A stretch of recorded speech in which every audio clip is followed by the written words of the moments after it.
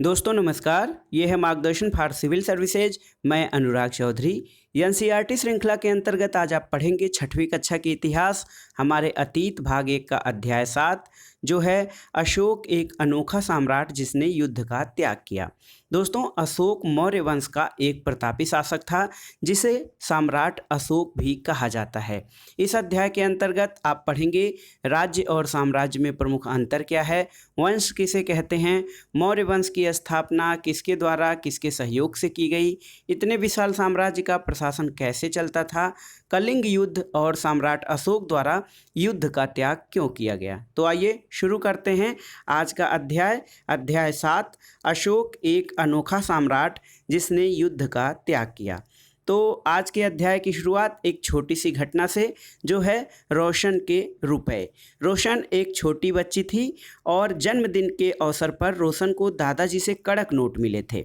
उसने उन्हें अपने हाथ में दबा रखा था।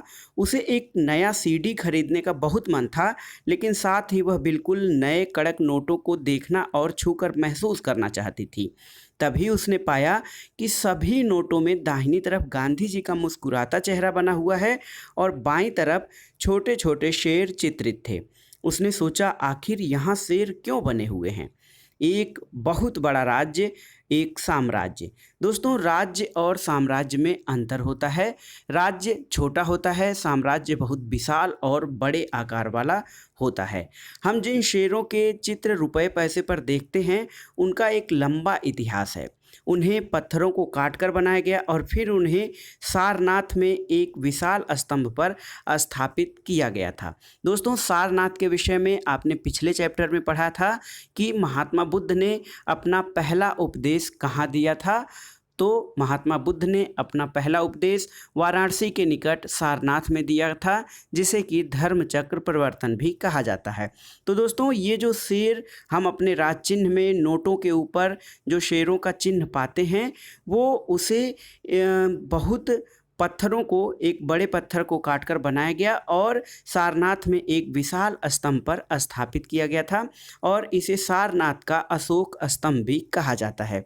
इतिहास के महानतम राजाओं में से एक अशोक के निर्देश पर इसके जैसे कई स्तंभ और पत्थरों पर अभिलेख उत्कीर्ण किए गए। इसके पहले कि हम ये जानें कि इन अभिलेखों में क्या लिखा है, यह समझने की कोशिश करें कि उसके राज्य को साम्राज्य क्यों कहा जाता था। तो दोस्तों, अशोक जिस साम्राज्य पर शासन करते थे उसकी स्थापना उनके दादा चंद्रगुप्त मौर्य ने लगभग 2300 साल पहले की थी। तो मौर्य वंश के शासक थे चंद्रगुप्त मौर्य और उनके पोते सम्राट अशोक। और जो मौर्य वंश था बहुत बड़ा साम्राज्य था और इसकी स्थापना चंद्रगुप्त मौर्य ने एक बुद्धिमान व्यक्ति कौटिल्य के सहयोग से की थी और कौटिल्य को विष्णुगुप्त भी कहा जाता है। अर्थशास्त्र नामक एक पुस्तक है जो कि शासन कला और राजनीति की पुस्तक है, वो कौटिल्य के द्वारा लिखी गई है। तो ये देखिए, अशोक जिस साम्राज्य पर शासन करते थे उसकी स्थापना उसके दादा चंद्रगुप्त मौर्य ने लगभग 2300 साल पहले की थी। चाणक्य या कौटिल्य नाम के एक बुद्धिमान व्यक्ति ने चंद्रगुप्त की सहायता की थी और चाणक्य के कई विचार हमें उनके ग्रंथ अर्थशास्त्र नाम की किताब में मिलते हैं। आइए देखते हैं वंश। तो वंश किसे कहा जाता है? जब एक ही परिवार के कई सदस्य एक के बाद एक राजा बनते हैं तो उन्हें एक ही वंश का कहा जाता है। और मौर्य वंश में 3 महत्वपूर्ण राजा हुए। पहला तो चंद्रगुप्त मौर्य, उसका बेटा बिंदुसार और बिंदुसार का पुत्र अशोक, जिसे हम सम्राट अशोक के नाम से जानते हैं। दोस्तों, साम्राज्य के में जो होता है बहुत बड़े बड़े नगर होते थे। साम्राज्य जो था बड़े विशाल आकार वाला होता था और कई राज्य उसमें शामिल होते थे। इसमें बहुत बड़े बड़े नगर होते थे और इन नगरों को मानचित्र में आप देखेंगे जिनको कि काले बिंदुओं से दिखाया गया है। और जो साम्राज्य की राजधानी पाटलिपुत्र, उज्जैन और तक्षशिला जैसे प्रमुख नगर थे। तक्षशिला उत्तर पश्चिम और मध्य एशिया से आने जाने का मार्ग था। उज्जैन उत्तरी भारत से दक्षिणी भारत जाने जाने के रास्ते में पड़ता था और शायद नगरों में व्यापारी, सरकारी अधिकारी और शिल्पकार रहा करते थे। और साम्राज्य के बहुत बड़े क्षेत्रों में किसान और पशुपालकों के गांव बसे हुए थे। मध्य भारत जैसे इलाकों में ज़्यादातर हिस्सा जंगलों से हरा भरा था और वहाँ पर लोग फल फूल का संग्रहण और जानवरों का शिकार करके जीविका चलाते थे। साम्राज्य के अलग अलग इलाकों में लोग भिन्न भिन्न प्रकार के कार्य करते थे और भाषाएं बोलते थे। वे लोग शायद अलग अलग प्रकार के भोजन करते थे और यहाँ तक कि अलग अलग किस्म की पोशाक भी पहनते थे। तो हमको जानना है राज्य और साम्राज्य में क्या अंतर है, अर्थात राज्य और साम्राज्य एक दूसरे से भिन्न कैसे होते हैं। चूँकि जो साम्राज्य होता है वो राज्यों से बड़े होते हैं और उनकी रक्षा के लिए बड़ी सेनाओं की ज़रूरत पड़ती है, इसलिए सम्राटों को राजाओं की तुलना में ज़्यादा संसाधनों की ज़रूरत होती है। तो सबसे पहला अंतर ये है कि राज्य छोटे होते हैं जबकि साम्राज्य बड़े विशाल आकार वाले होते हैं। साम्राज्य की रक्षा के लिए बड़ी सेनाओं की ज़रूरत पड़ती है और राज्य के शासक को राजा कहा जाता है जबकि साम्राज्य के शासक को सम्राट कहा जाता था। और एक बात और कि जो साम्राज्य का शासक होता था यानी सम्राट, उसे बड़ी संख्या में कर इकट्ठा करने वाले अधिकारियों की ज़रूरत भी होती थी, क्योंकि साम्राज्य का प्रशासन चलाने के लिए वित्तीय आवश्यकता पड़ती थी। तो आइए देखते हैं, अब ये मैप देख लेते हैं दोस्तों। तो ये देखिए, मौर्य साम्राज्य उस युग के प्रमुख नगर और अभिलेखों के प्राप्ति स्थल। तो इसमें जो तक्षशिला है एक प्रमुख नगर था, पाटलिपुत्र प्रमुख नगर था और उज्जैन, ये देखिए ये सभी प्रमुख नगरों की श्रेणी में थे। जबकि जो लाल कलर से चिन्हित है यहाँ से मौर्य काल के प्रमुख अभिलेख प्राप्त हुए हैं। इसमें कंधार, लम्मक, मनसेहरा, शहबाजगढ़ी, कलसी, मेरठ, टोपरा और बहापुर, गुज्जर, गिरनार, पनगुरिया, कलिंग, जोंगड़, धौली और देखिए लौरिया, नंदनगढ़, रामपुरवा, सारनाथ, रूपनाथ, इलाहाबाद, सोपारा, सन्नत, मस्की, ब्रह्मगिरी और एरगुडी, इन जगहों से प्रमुख अभिलेखों की प्राप्ति हुई है। तो ये आपने मैप के आधार पे देखा कि मौर्य साम्राज्य के प्रमुख नगर तक्षशिला, पाटलिपुत्र और उज्जैन। पाटलिपुत्र उसमें राजधानी थी और तक्षशिला जो था उत्तर पश्चिम क्षेत्र को ईरान से जोड़ने वाले मार्ग पे पड़ता था और इसके अलावा जो उज्जैन था वो उत्तरी दक्षिणी भारत को जोड़ता था। अब आइए देखते हैं साम्राज्य का प्रशासन किस प्रकार से किया जाता था। चूँकि मौर्य साम्राज्य जो था वो बहुत बड़ा था, बहुत बड़े विशाल आकार पर भारत के बहुत बड़े भूभाग पर फैला हुआ था, इसलिए अलग अलग हिस्सों पर अलग अलग ढंग से शासन किया जाता था। पाटलिपुत्र जो कि राजधानी क्षेत्र था और पाटलिपुत्र और उसके आसपास के इलाकों पे सम्राट का सीधा नियंत्रण होता था। इसका मतलब ये हुआ कि इस इलाके के गांव और शहर के किसान, पशुपालक, शिल्पकार और व्यापारियों से कर इकट्ठा करने के लिए राजा अधिकारियों की नियुक्ति करता था। जो राजा के आदेशों का उल्लंघन करते थे अधिकारी उनको सजा भी देते थे। इनमें से कई अधिकारियों को वेतन भी दिया जाता था। संदेशवाहक एक जगह से दूसरी जगह घूमते रहते थे और राजा के जासूस अधिकारियों के कार्यकलाप पर नजर रखते थे। इन सब के ऊपर सम्राट था जो राज परिवार और वरिष्ठ मंत्रियों की सहायता से उन सब के ऊपर नियंत्रण रखता था। मौर्य साम्राज्य के भीतर कई छोटे क्षेत्र या प्रांत भी थे, जैसे इन पर तक्षशिला या उज्जैन जैसी प्रांतीय राजधानियों से शासन किया जाता था।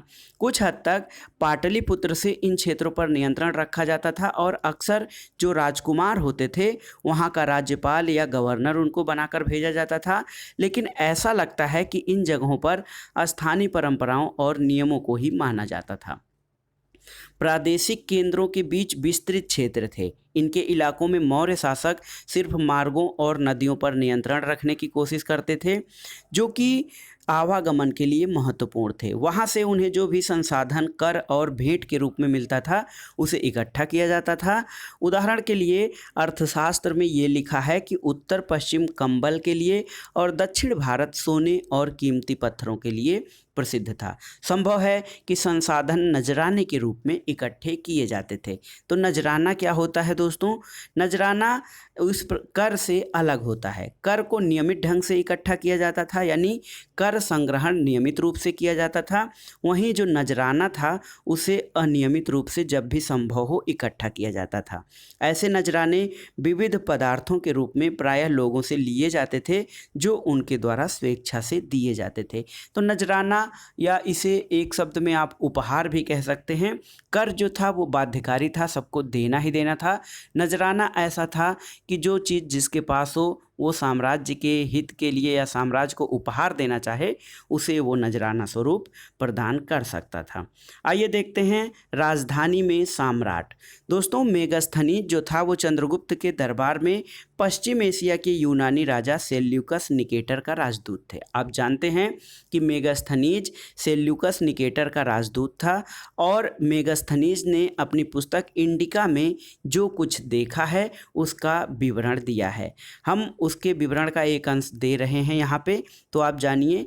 जो वो वर्णन करता है वो कहता है कि सम्राट का जनता के सामने आने के अवसरों पर शोभा यात्रा के रूप में जश्न मनाया जाता है।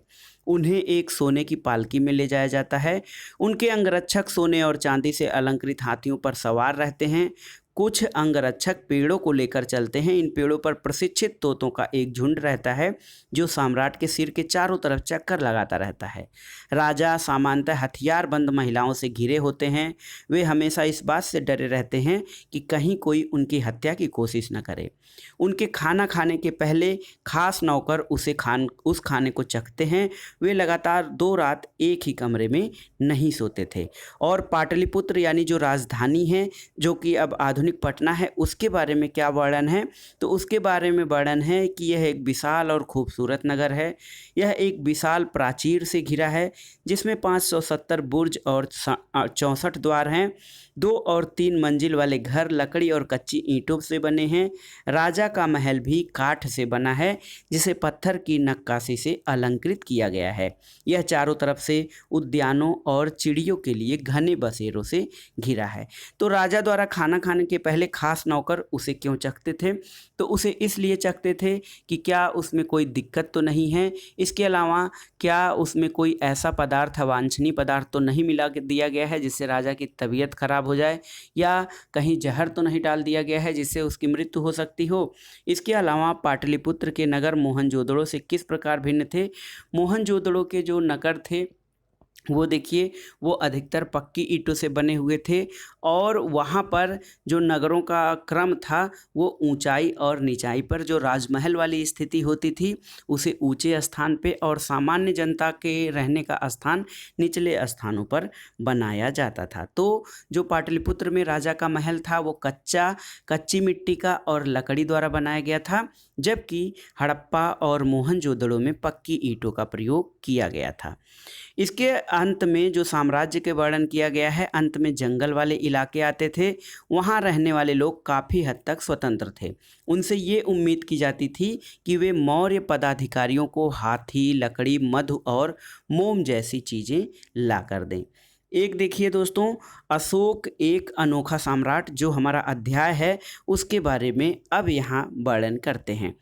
तो अशोक जो थे वो मौर्य साम्राज्य के या मौर्य वंश के सबसे प्रसिद्ध शासक थे।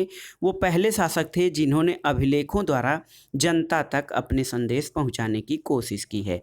अशोक के ज़्यादातर अभिलेख प्राकृत भाषा में और ब्राह्मी लिपि में हैं। दोस्तों, जो अशोक के समय में कलिंग युद्ध हुआ था, ये एक बहुत ही महत्वपूर्ण युद्ध था। कलिंग तटवर्ती उड़ीसा का प्राचीनतम नाम है, और अशोक ने कलिंग को जीतने के लिए एक बहुत ही भयानक और भयंकर युद्ध लड़ा था। लेकिन युद्ध जनित हिंसा और खून खराबा देखकर उसे युद्ध से वितृष्णा हो गई। उसने निर्णय लिया कि वे भविष्य में कभी युद्ध नहीं करेंगे। तो कलिंग युद्ध का वर्णन देखिए, कलिंग युद्ध से जो है वो अशोक का जो अभिलेख था कलिंग युद्ध से संबंधित, उसमें उसने क्या वर्णन किया है। तो अपने अभिलेख में अशोक ने ये बात कही है कि राजा बनने के 8 साल बाद मैंने कलिंग विजय की। लगभग 1.5 लाख लोग बंदी बना लिए गए, 1 लाख से ज़्यादा लोग मारे गए। इससे मुझे अपार दुख हुआ। क्यों? जब किसी स्वतंत्र देश को जीता जाता है तो लाखों लोग मारे जाते हैं और बहुत सारे लोग बंदी बनाए जाते हैं। इसमें ब्राह्मण और श्रमण भी मारे जाते हैं।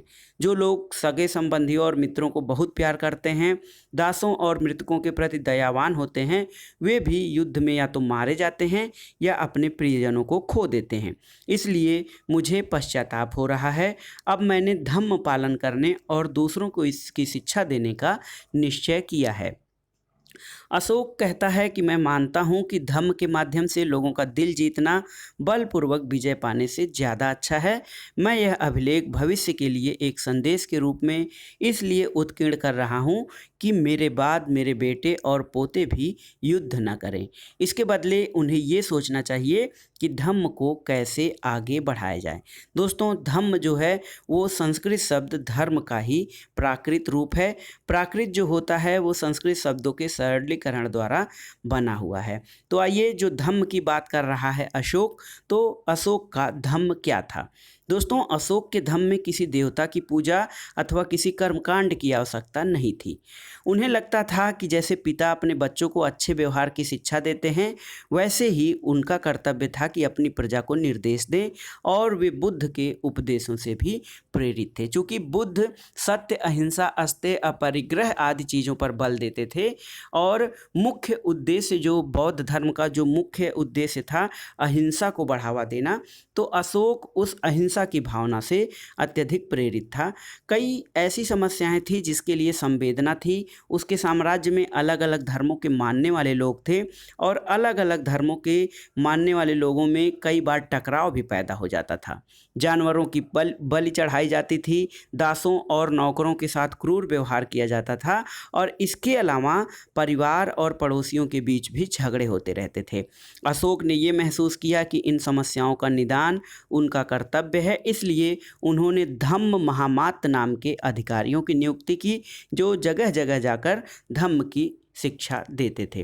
तो दोस्तों, अशोक का जो धम्म था उसका मुख्य उद्देश्य ये था कि लोग अपने कर्तव्य पालन करें, और अब उस धर्म, अहिंसा और उन नियमों पर चलें जिनसे किसी का अहित न हो, लोगों के बीच आपसी प्रेम, सौहार्द और सहानुभूति की भावना बढ़े। और इन धर्म का उपदेश देने के लिए उसने धम्म महामात्र नाम के अधिकारियों की नियुक्ति की थी। इसके अतिरिक्त अशोक ने अपने संदेश कई स्थानों पर शिलाओं और स्तंभों पर खुदवा दिए।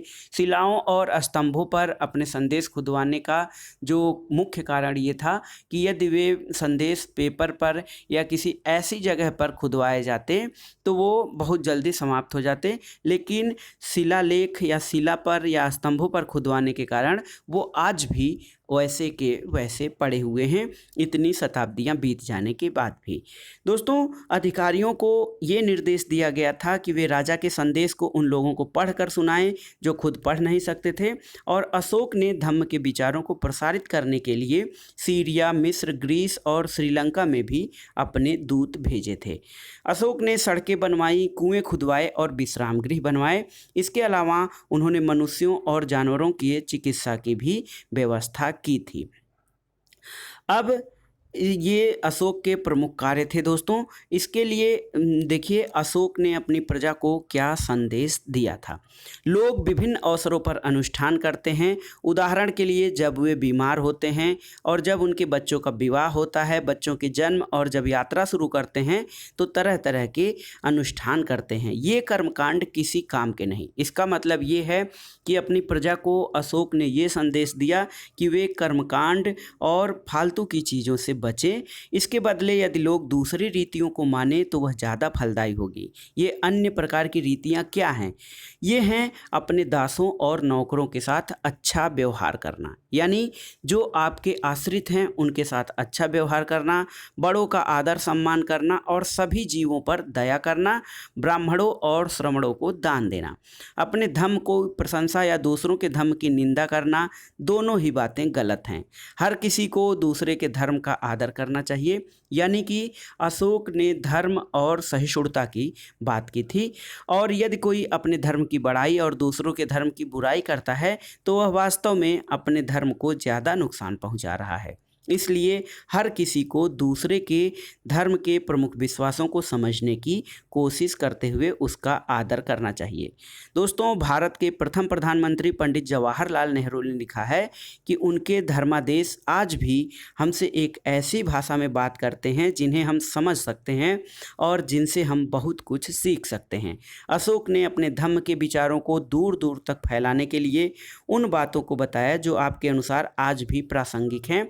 अशोक के संदेश के उन हिस्सों को बताइए जो आज भी प्रासंगिक हैं। दोस्तों, जो धर्म के आधार पे लोगों में ईर्ष्या, द्वेष और धार्मिक कट्टरता की भावना पनप रही है, ये अशोक के संदेशों में वर्णित है कि दूसरे धर्मों के प्रति आदर, सम्मान और दूसरे लोगों के प्रति प्रेम और दया भावना रखनी चाहिए। और चूँकि सभी धर्मों का अपना अपना अलग मत और रवैया है, इसलिए किसी भी व्यक्ति को अपने धर्म की बड़ाई और दूसरे की निंदा नहीं करनी चाहिए, बल्कि सभी धर्मों का सम्मान, या एक शब्द में यूँ कहें कि सर्वधर्म सम्मान जो है वो अशोक के धम्म की मुख्य विशेषता और मुख्य संदेश है। ब्राह्मी लिपि क्या है? तो आधुनिक भारत की ज़्यादातर लिपियाँ पिछले सैकड़ों वर्षों में ब्राह्मी लिपि से उत्पन्न हुई हैं। यहाँ आप अ अक्षर को अलग अलग भाषाओं में देख सकते हैं। यहाँ देखिए, अ अक्षर ब्राह्मी लिपि में इस प्रकार लिखी जाती है और देवनागरी में इस तरह से, बांग्ला में, और देखिए मलयालम और तमिल भाषाओं में उसी आरंभिक ब्राह्मी लिपि के आसपास ही उसका जो लेखन है या उसकी बनावट है उसी तरह की है। और अशोक के अधिकतर जो अभिलेख हैं वो प्राकृत भाषा में और उनकी लिपि ब्राह्मी है। तो दोस्तों, इसके अलावा एक अन्यत्र या अलग की जानकारी आपको दी गई है। तो मौर्य साम्राज्य के उभरने से थोड़ा पहले 2400 वर्ष पहले चीन में सम्राटों ने चीन की दीवार का निर्माण कराया, जिसे ग्रेट वॉल ऑफ चाइना यानी चीन की महान दीवार कहा जाता था। दोस्तों, अगले 2000 वर्षों तक इस दीवार का निर्माण कार्य चलता रहा, क्योंकि साम्राज्य की सीमाएं बदलती रहीं। ये दीवार लगभग 6400 किलोमीटर लंबी है और इसे आश्चर्य भी दुनिया का एक आश्चर्य माना जाता है, जो पत्थर और ईंट से बनी हुई है और इसकी ऊपरी सतह सड़क जैसी चौड़ी है। इस दीवार को बनाने के लिए हजारों लोगों को काम करना पड़ा। हर 100-200 मीटर की दूरी पर निगरानी के लिए बुर्ज बने हुए हैं। पड़ोसी देशों के प्रति अशोक का रवैया चीनी सम्राटों के रवैये से किस प्रकार भिन्न था?